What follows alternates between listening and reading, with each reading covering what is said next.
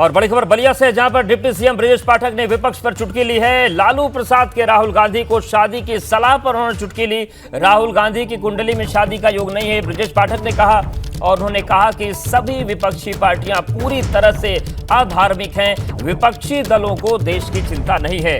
बलिया दौरे पर पहुंचे थे डिप्टी सीएम ब्रजेश पाठक। उन्होंने कहा कि देश के लिए लगातार मेहनत कर रहे हैं प्रधानमंत्री नरेंद्र मोदी, और जो विपक्ष की एकता है वो अधार्मिक है। और माननीय प्रधानमंत्री नरेंद्र मोदी जी देश के लिए लड़ रहे हैं, राष्ट्र प्रथम हमारे लिए है, और ये सब कुर्सी के लिए इकट्ठा हुए हैं। और कुर्सी के इकट्ठा होने में नेता भी तय नहीं है, और वहाँ पर गंभीरता की बातें, शादी की बातें हो रही हैं। और शादी की बात जब हुई है, इसका मतलब उनको देश की चिंता नहीं है, ना ही उन्हें चुनाव की चिंता। झांसी पहुंचे भाजपा सांसद साक्षी महाराज ने पटना में हुई विपक्षी दलों की बैठक को लेकर चुटकी ली। उन्होंने कहा कि लोग रात में सपना देखते हैं, विपक्षी नेता दिन में सपना देख रहे हैं। झांसी पहुंचे थे साक्षी महाराज, और पटना में जो विपक्ष की बैठक हुई है उसको लेकर उन्होंने तंज कसा है। 350 लोकसभा सीट लेके मोदी जी केंद्र में सरकार बनाएंगे, और झांसी में बम्पर जीत होगी, बम्पर 10 लाख के पार। लोग रात में सपना देखते हैं, विपक्ष दिन में सपना देख रहा है। वहीं सहारनपुर पहुंचे रेल मंत्री अश्विनी वैष्णव ने ड्रेनेज सिस्टम और रेलवे कॉलोनी पार्क का उद्घाटन किया। इसके साथ ही रेल मंत्री ने सहारनपुर के शाकुंभरी होते हुए देहरादून के लिए नई रेलवे लाइन के सर्वे की घोषणा की। रेल मंत्री ने कहा कि शाकुंभरी देवी देहरादून रेलवे लाइन की डीपीआर बनाने का काम शुरू हो गया है। इसकी डीपीआर के लिए 2 करोड़ रुपए जारी किए गए हैं। अगले 1.5 साल के भीतर रेल लाइन पर काम शुरू हो जाएगा। देखिए बहुत दूर हो रहे हैं। और विश्वास दिलाता हूं कि भविष्य में भी हम आपका कई यहाँ पे अच्छे प्रोजेक्ट्स कंप्लीट हुए हैं जल्दी से जल्दी, कम समय में। सहारनपुर की ड्रेनेज का एक बहुत बड़ा प्रॉब्लम था, जो 1.5 वर्ष पहले मेरे नज़र में आप सब ने लिया था। आज बहुत खुशी की बात है कि हमारे मेयर साहब और बहन सीमा के पवित्र हाथों से आज ये एक बहुत बड़ा प्रोजेक्ट प्रकल्प आज उद्घाटित हुआ है। साथ ही साथ साथियों, माता शाकुंभरी देवी के पवित्र तीर्थ स्थल तक रेलवे लाइन ले जाने का सबका बहुत बड़ा एक डिमांड था। उस डिमांड को पूरा करने के लिए उसका पहला स्टेप लिया गया है। बहुत ही कॉम्प्लेक्स एरिया है ये, जिसमें पहाड़ों के अंदर से सुरंग बनानी पड़ेंगी, कई तरह की नदियां हैं, उनके ऊपर ब्रिज बनेंगे। तो उसके लिए 2 करोड़ रुपए सैंक्शन हुए हैं पूरा कंप्लीट सर्वे करने के लिए। तो आगामी 12 से 18 महीनों के अंदर सर्वे कंप्लीट होगा। जंगल, पहाड़, नदी, नाले, उसके अंदर से कंप्लीट सर्वे कंप्लीट होगा, और 81 किलोमीटर की जो नई लाइन बनेगी सहारनपुर से देहरादून, उसका आज प्रथम स्टेप लिया गया। मैनपुरी के कृष्ण थाना क्षेत्र के ग्राम अरसारा में गोकुलपुर में एक युवक ने अपने ही परिवार के 5 लोगों की कुल्हाड़ी से काटकर हत्या कर दी। आरोपी ने खुद को भी गोली मारकर आत्महत्या कर ली।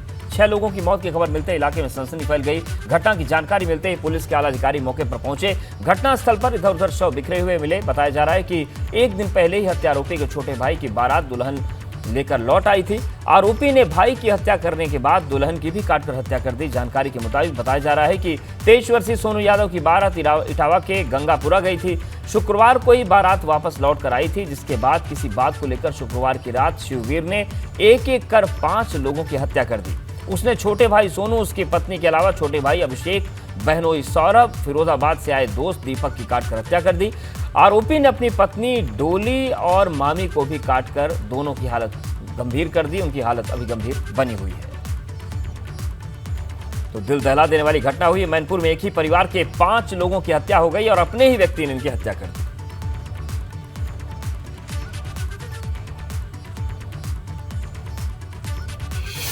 और बड़ी खबर लखनऊ से, जहां पर एयरपोर्ट से तस्करी का सोना जब्त किया गया है। तस्करी कर दुबई से लाई जा रही थी सोने की खेप। बेरोजगार युवकों को इस्तेमाल कर रहे अंतर्राष्ट्रीय तस्कर। तो बेरोजगार जो युवक हैं उनको अपना हथियार अंतर्राष्ट्रीय तस्कर बनाते हैं। चौधरी चरण सिंह एयरपोर्ट पर कस्टम डिपार्टमेंट अलर्ट है, और कीमतों में उछाल के बाद खाड़ी देशों से सोने की तस्करी बढ़ गई है।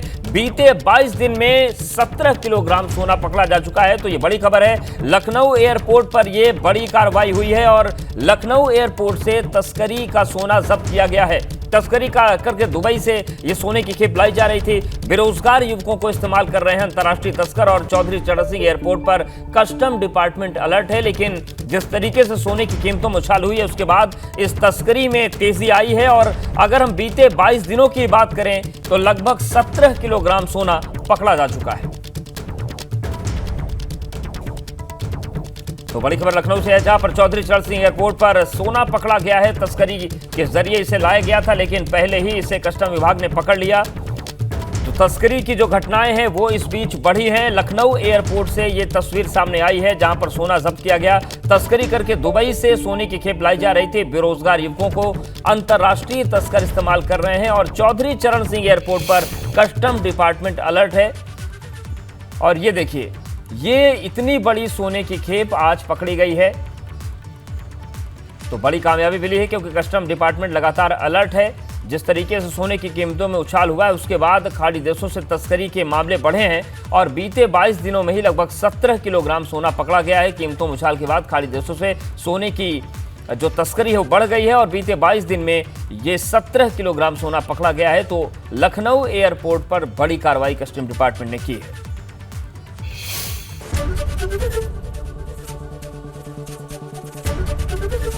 एबीपी गंगा, खबर आपकी, जुबान आपकी।